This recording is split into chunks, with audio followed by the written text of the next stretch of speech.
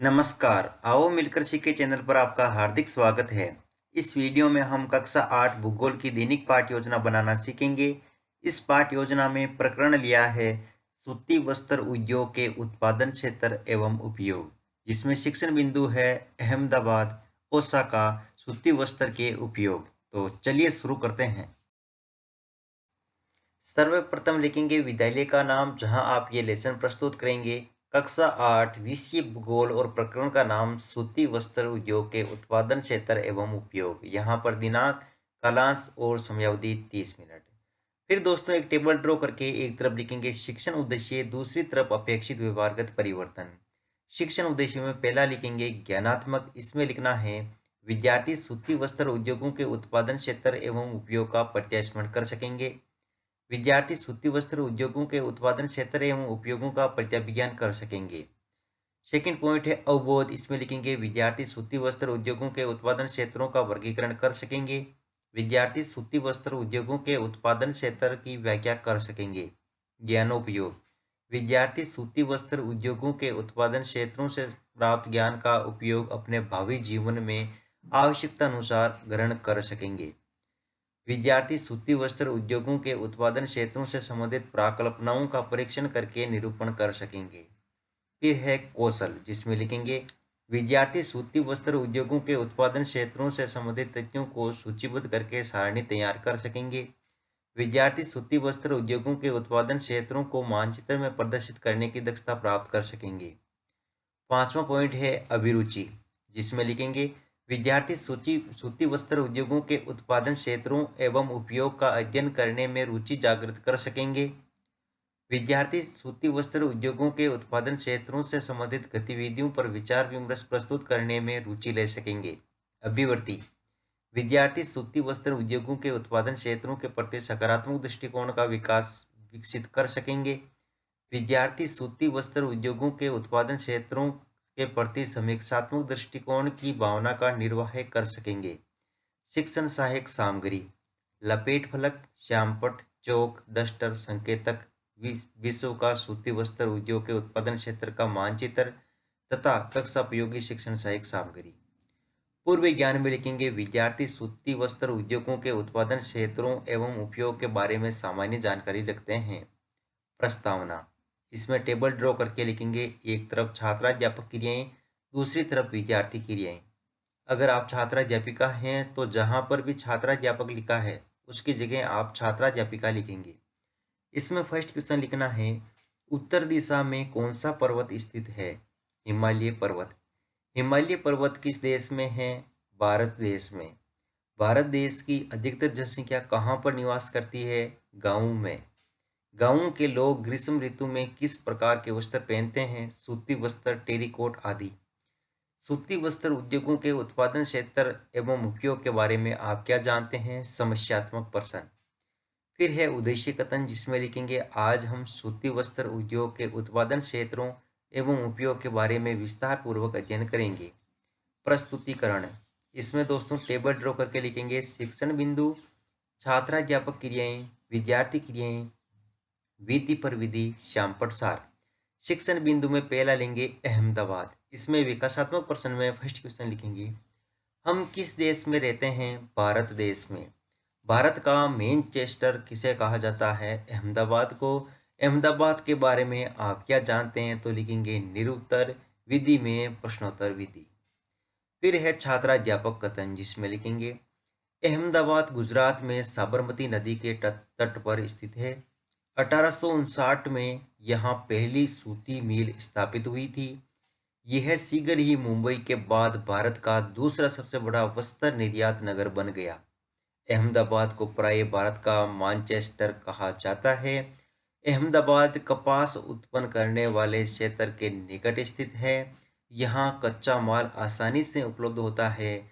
जलवायु कताई और बुनाई के लिए आदर्श है।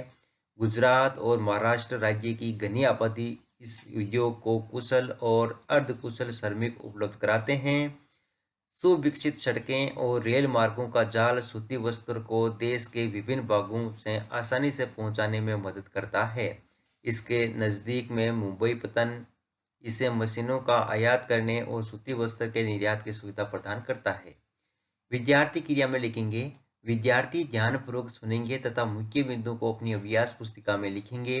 विधि में वाक्यान विधि और श्यामपुर सार में लिखेंगे। अहमदाबाद गुजरात में साबरमती नदी के तट पर स्थित है। 1859 में यहाँ पहली सूती मिल स्थापित हुई थी। फिर है दोस्तों बोध प्रश्न, जिसमें लिखेंगे फर्स्ट क्वेश्चन, भारत का दूसरा सबसे बड़ा वस्त्र निर्यात कौन सा नगर बन गया? अहमदाबाद। अहमदाबाद के निकट कौन सा पतन है? तो मुंबई। विधि में प्रश्नोत्तर विधि। फिर दूसरा शिक्षण बिंदु है ओसाका। इसमें विकासात्मक प्रश्न में फर्स्ट क्वेश्चन लिखेंगे, अमेरिका ने किस देश पर परमाणु गिराए थे? जापान पर। जापान का मैनचेस्टर किसे कहा जाता गया है? ओसाका को। ओसाका के बारे में आप क्या जानते हैं? निरुत्तर। दोस्तों यहाँ पर लिखना है निरुत्तर। विधि में प्रश्नोत्तर विधि। फिर है छात्राध्यापक कथन, जिसमें लिखेंगे, ओसाका जापान का एक महत्वपूर्ण वस्त्र निर्माण केंद्र है। यह जापान का मैनचेस्टर के नाम से जाना जाता है। ओसाका में सूती वस्त्र उद्योग का विकास कई भौगोलिक कारणों से हुआ है। ओसाका के चारों ओर विस्तृत मैदान सूती वस्त्र मिलों के विकास के लिए आसानी से भूमि की उपलब्धता सुनिश्चित करता है। उष्ण आर्द्र जलवायु, दोस्तों यहाँ पर लिखना उष्ण आर्द्र जलवायु कताई व बुनाई के लिए ही उपयुक्त है। योडो नदी मिलों के लिए पर्याप्त जल उपलब्ध कराती है। श्रमिक आसानी से उपलब्ध हो जाते हैं। पतन की अवस्थिति कच्चे कपास को आयात करने और वस्त्रों के निर्यात की सुविधा उपलब्ध कराती है। ओसाका का वस्त्र उद्योग पूर्णतः आयातित कच्चे मालों के ऊपर निर्भर है। कपास मिस्र, भारत, चीन और यूएसए से निर्यात की जाती है। विद्यार्थी क्रिया में लिखेंगे, विद्यार्थी ध्यानपूर्वक सुनेंगे तथा मुख्य बिंदु को अपनी अभ्यास पुस्तिका में लिखेंगे। विधि में वाक्यान विधि और श्यामपुर सार में लिखेंगे, ओसाका जापान का एक महत्वपूर्ण वस्त्र निर्माण केंद्र है। यह जापान का मैनचेस्टर कहा जाता है। फिर है दोस्तों बोध प्रश्न, जिसमें लिखेंगे फर्स्ट क्वेश्चन, ओसाका नगर की जलवायु कैसी है? क्वेश्चन आर्द्र जलवायु। दोस्तों यहाँ लिखेंगे उष्ण आर्द्र जलवायु। और यहाँ पर लिखेंगे ओसाका का वस्त्र उद्योग पूर्णतः किस पर निर्भर है? तो आयातित कच्चे माल पर। विधि में प्रश्नोत्तर विधि। तीसरा शिक्षण बिंदु है सूती वस्त्र के उपयोग। विकासात्मक प्रश्न में फर्स्ट क्वेश्चन लिखेंगे, कपास से क्या बनाया जाता है? धागा। धागों से क्या बनाया जाता है? कपड़ा या वस्त्र। सूती वस्त्र के उपयोग के बारे में आप क्या जानते हैं? निरुत्तर। विधि में प्रश्नोत्तर विधि। फिर है छात्राध्यापक कथन, जिसमें लिखेंगे, धागे से कपड़े की बुनाई एक प्राचीन कला है। कपास, ऊन, सिल्क, जूट और पटसन का प्रयोग वस्त्र निर्माण में होता है। उपयोग में लाए गए कच्चे माल के आधार पर वस्त्र उद्योग का वर्गीकरण किया जा सकता है। रेशे वस्त्र उद्योग के कच्चे माल हैं। रेशे प्राकृतिक या मानव निर्मित हो सकते हैं। प्राकृतिक रेशे ऊन, सिल्क, कपास, लिनन और जूट से प्राप्त किए जाते हैं। मानव निर्मित रेशों में नायलॉन, पॉलिएस्टर, एक्रिलिक और रेयॉन शामिल है। सूती वस्त्र उद्योग विश्व के प्राचीनतम उद्योगों में एक है। 18वीं सदी की औद्योगिक क्रांति तक सूती वस्त्र हस्तकलाई तकनीकों एवं हस्तकरघों से बनाया जाता था। यहाँ पर विद्यार्थी क्रिया में लिखेंगे, विद्यार्थी ध्यानपूर्वक सुनेंगे तथा मुख्य बिंदुओं को अपनी अभ्यास पुस्तिका में लिखेंगे। विधि में वाक्यान विधि और श्यामपुर सार में लिखेंगे, कपास, ऊन, सिल्क, जूट और पटसन का प्रयोग वस्त्र निर्माण में होता है। फिर है दोस्तों बोध प्रश्न, जिसमें लिखेंगे फर्स्ट क्वेश्चन, पॉलीएस्टर किस प्रकार का रेशा है? मानव निर्मित। मानव निर्मित रेशों के नाम बताइए? नायलॉन, एक्रिलिक आदि। विधि में प्रश्नोत्तर विधि।